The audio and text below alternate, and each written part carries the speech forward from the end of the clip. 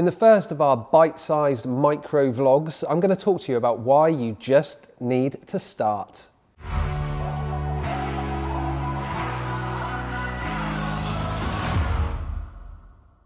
In our very first micro video, bite-sized blog thing that we're calling whatever we've just called it, I'm going to talk to you about how you should just start when it comes to building a business, starting a brand, maybe starting an agency.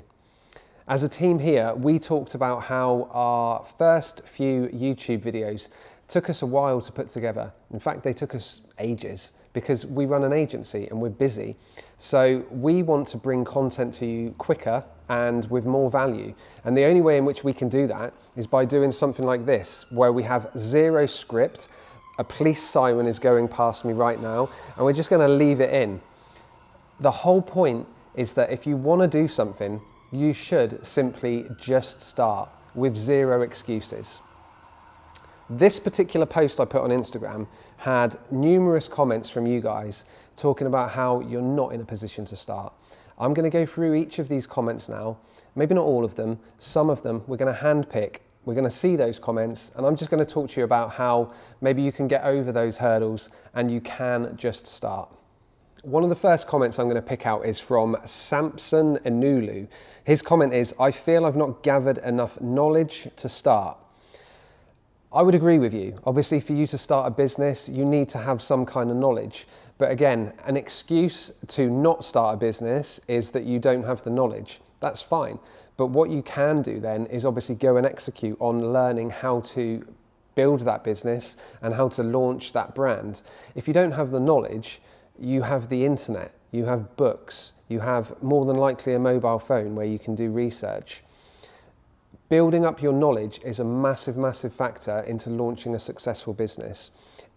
I'm one of those people that if I want to do something, I'll jump into it and I'll probably push aside 90% of the other things that I do.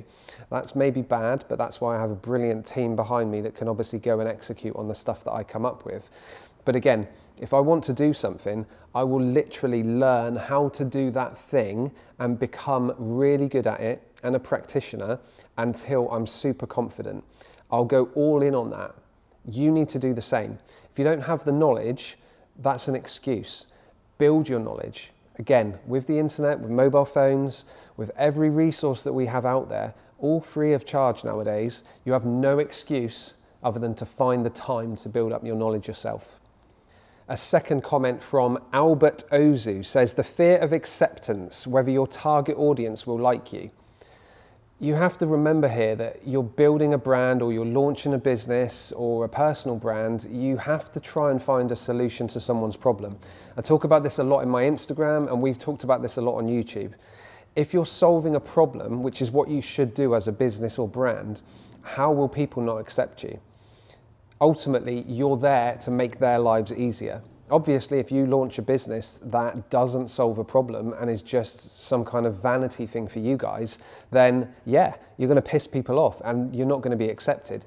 But again, if you fix a problem with your business or your brand, you have a solution that somebody needs, then they're bound to accept you.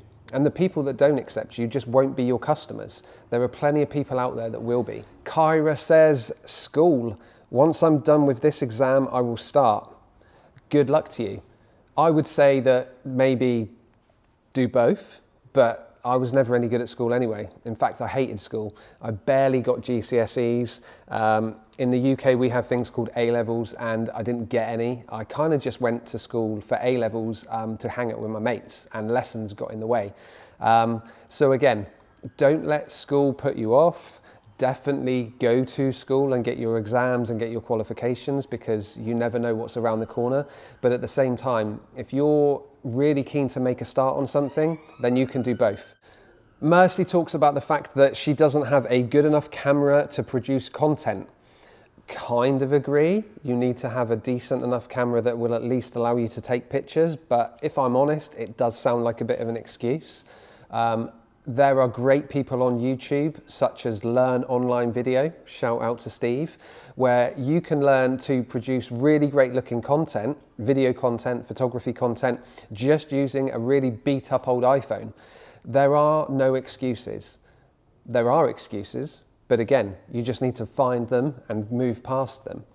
Shooting great content doesn't always come down to having the very best equipment. When we launched our agency, we bought probably the cheapest camera we could because we didn't want to invest in that area, or should I say we didn't even have the money to invest.